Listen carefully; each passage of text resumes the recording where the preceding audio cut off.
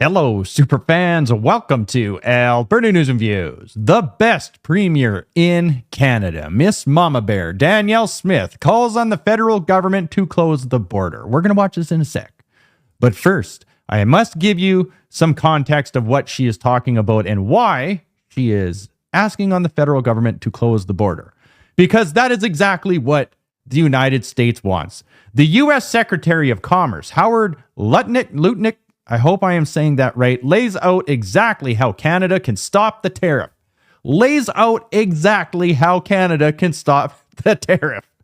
Shut the border and stop the flow of fentanyl. This action will also benefit Canadians. It will be multiple times cheaper than being subjected to tariffs. What is our government doing? Seriously, why is this not front page news all over media from Trudeau Media Corp? Why isn't it everywhere in Canada? Because they want a trade war with the United States. They want an emergency. So Carbon Tax Carney, when he gets placed in the prime minister seat, he can declare a state of emergency of some sort and start with the bailout, start with the lockdown nonsense. Who knows how far they will go? Listen to this. The president is focused on ending fentanyl coming into the country.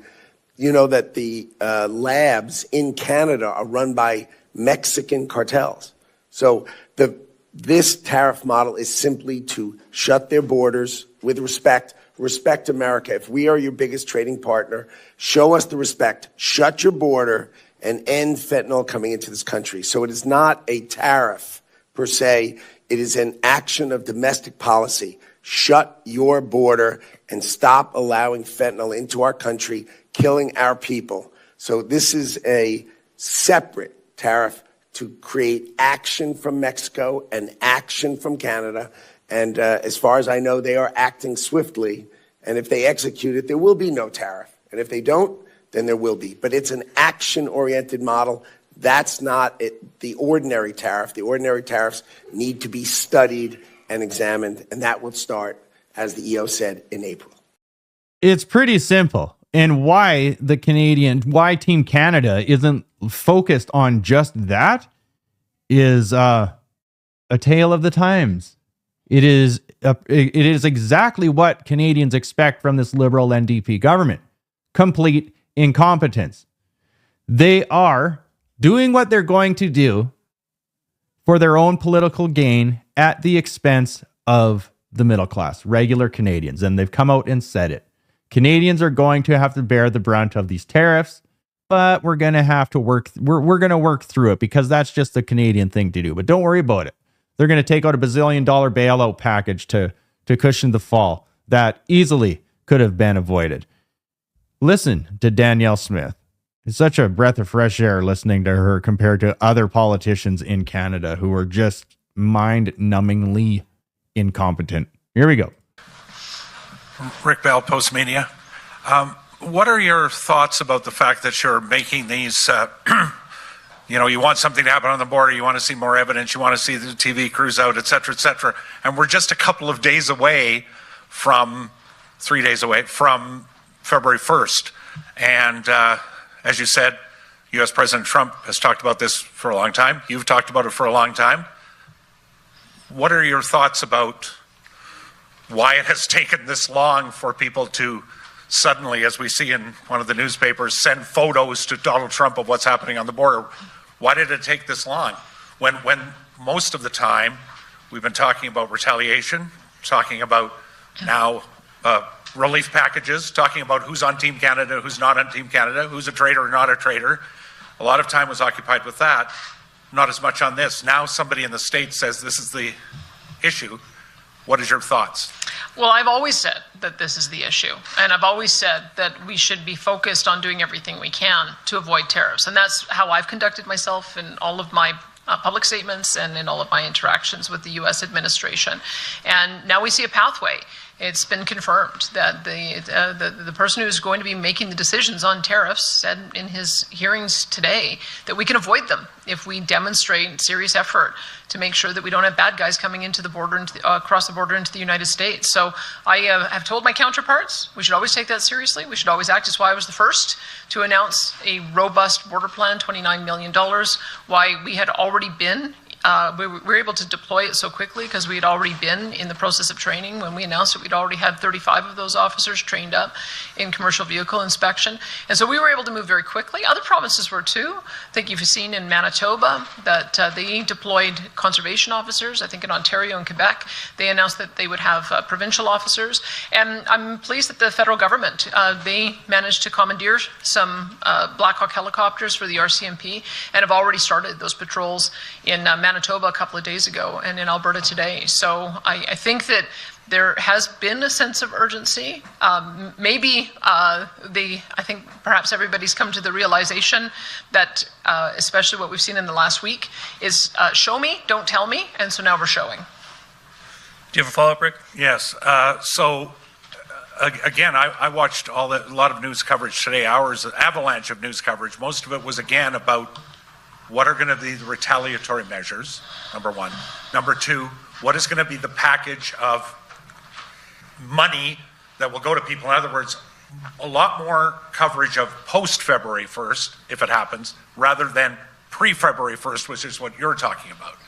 So you're pushing something that is, maybe other people have done it, but the coverage has largely been about retaliation today and possible money that will go out the door in the future, not so much on what you're talking about. So I was asking you, what are your personal thoughts on having mentioned this again and again and again, and finally now, wow, 3 days to go, here we are. Well, I've been consistent in my message. I feel like there may be a time if the U.S. administration acts that we would have that second conversation, but we're not there yet. And it's incumbent upon political leaders to do everything we possibly can to avoid a tariff war. The Americans are 10 times our size. I think we have seen with the skirmish with Colombia that the president is serious when he says what he wants and he doesn't get it. He started with a 25% threat. It moved to a 50% tariff. And then when he got what he wanted, it turned to zero. So I think that that should be a bit of a guidepost to what it is that the president is looking for. If his senior trade person says, be serious about the border, let's be serious about the border. And then let's see if that manages to avoid tariffs. I don't want to talk about retaliation. I want to talk about making sure we don't have to have that discussion because we don't have tariffs at all. It's pretty obvious that the Liberal NDP party is up to no good. Because it's just like she said, and Rick Bell. Well, why aren't they focused on this then? Why aren't they just focused on the border? And it's because they want a trade war. They are nefarious. They are up to something. Check this out. This from the Contrarian, okay? And he puts it perfectly right here. It's clear now Trudeau prorogued Parliament on purpose, knowing Trump's tariffs were coming. He did it to get Carney into PM position and also have time for a new deal with Jugmeat, taking them right till November for election and not summer. At what point are Canadians going to say we need to stand up for our rights when the corruption and damage to Canada and Canadians is piling up? Massive protests? I don't know. That's kind of what I was saying yesterday. It's hard to believe that Canadians aren't like full revolution in the streets. It's getting unreal. It's so pathetic. All of these politicians in Canada just setting themselves up for financial gain and re-election. It's astounding. For those of you out there that don't know, Donald Trump is seriously talking about getting rid of income tax in the United States, literally taking the United States back to like its most prosperous time in the late 1800s. And I'm sure, and I always say this, that he's going to bring back a gold standard on the dollar. But what do you think it's going to be like in Canada when we're arguing about gender and pride flags and all this stupid shit? And there's no taxes in the United States, and they are in full gear into prosperity and change into a brighter future. And We just look so pathetic up here in the north. Yeah, it's like we need to get our shit together and get on board with that type of change and that style of change. He's not wasting any time. The next thing you know, we're going to be left in the dust, and we're going to be left way too far behind to even catch up. All roads lead to Western independence or provincial independence, or just become the 51st state and flip the switch, and everything would just be that much better. Listen to this.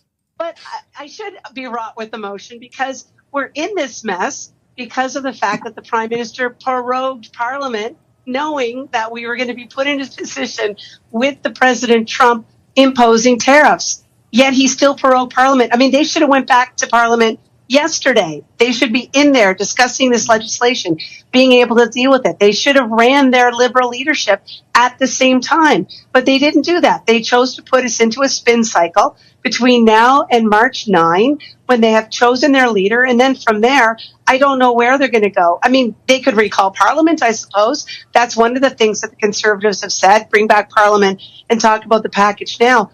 But I'm going to go back to your question to Tom, which is I totally read into Jagmeet Singh's statement that he's giving himself some room to come to a deal with the next Liberal leader. No question about it. And I'm going to say there are going to be some really ticked off people in this country who are kind of counting on having a general election. And I'm not just saying only Conservatives.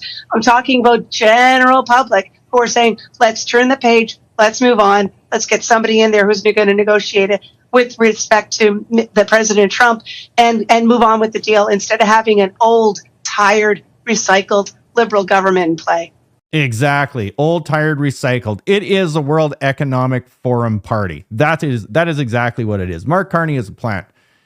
For all of you out there that don't know who this girl is, Ruby Dalla,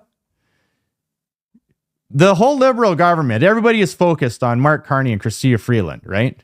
This girl is running to be the next prime minister. And if you were ever going to vote or want to vote for a Liberal, vote for her. She's normal. She's coming across as normal anyway. But she is totally against Mark Carney and Justin Trudeau. Watch this.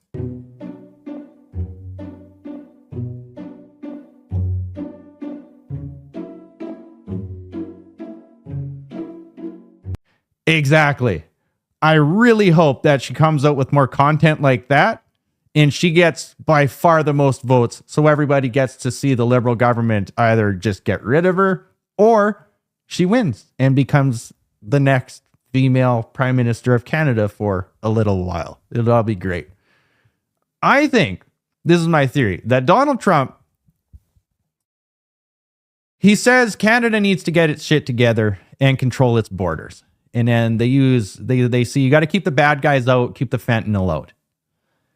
They don't talk about the bad guys that the immigration minister is bringing in. We're bringing in a lot of bad people still to this day. Nobody knows where they're going. They come here on student visas. They don't go to school. They just end up being activists and criminals and stuff like that.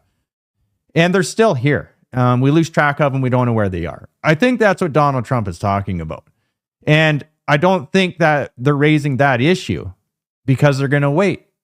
They're going to use that against us if they need to. They're going to say, oh, sorry, more tariffs for you because some terrorists got across the border from Canada. So we're just going to tariff you some more. Why is that important? Because when Donald Trump was talking about getting rid of income tax, he said a really good source of revenue is tariffs. So I think what the structure he might be putting in place is trade in and out is tariffed. And that is going to be the new style of income for countries, aside from taxing the all living shit out of your population, taxing them into poverty, like what's happening in Canada. Now, this is just my theory, and I can see pretty far, but there's just all of these different branches to this beast of change that we are facing right now. And I'm telling all of you, the least growing pains that Alberta could have is to just become a 51st state. We have everything we need here to just hop on board with it and grow with that country. The United States is going to change drastically. Canada is an absolute dumpster fire. Quebec gets it. The separatist movement in Quebec is in the lead, and they are passing some serious immigration laws right now. They get it. What do you think it's going to look like when Quebec separates and leaves? Like they want to, and they will. It's only a matter of time. You know that when they do, they're going to want equalization payments still. Like Alberta, you need to wake up. It's time. It is time to start a movement, to start a party, to start whatever it is we need to do. And start talking, set up structures, set up rallies, and start getting on board with change. Some sort of independence. Who knows what that'll look like? But the only way to know what it looks like is to start shutting doors and walking through other doors so we can figure it out. Because that's what people do. If you look at the MAGA movement, that started, what was it, 2015? And here we are in 2025. And they have control of the country now, the Senate and Congress. And I truly believe that the American people needed another 4 years of a disaster, which was the Biden administration, to show them that Donald Trump actually isn't this orange man bad, this crazy racist person that the media has made him out to be. He has exposed so much there, the same way that Justin Trudeau has exposed the systemic ultra corruption in Canada that has been here for a very long time. Justin Trudeau needs to go bye-bye and all of that nonsense and the corruption and everything with it. And the only way is to get a movement that is so big it cannot be rigged, just like what happened in the United States. We need to move forward, get rid of racism, get rid of all of the crap, get rid of taxes. Start thinking about money differently, quality of life differently, how we do things with our lives. Life was supposed to be fun. Life is supposed to be exciting. Imagine how exciting it would be if Alberta became the 51st state, hypothetically speaking, just an example, or became its own country. Think of the people, that's you and I, making history, making a new future, a new country, a new state, whatever it is, something different and something new for future generations to carry on. Because what we have right now, we do not want future generations to carry it on, which is why nobody is having babies, because nobody is having fun. It is that simple. It is really that simple. We need to start having fun. And the best way to do it is to tell Justin Trudeau, the World Economic Forum, and that style of governance to just piss off and leave us alone, because we never asked for it and we don't want it. And they are doing everything they can to ram it down our throats, whether we like it or not. And people like Jagmeet Singh have just leached onto it for their own financial gain, while at the same time parading around saying he needs to get rid or we need to get rid of the greed in Canada. This is the style and the quality of politicians that are getting elected in Canada. We need to put an end to that. All of it. This was a learning experience. Now it's time. It's time.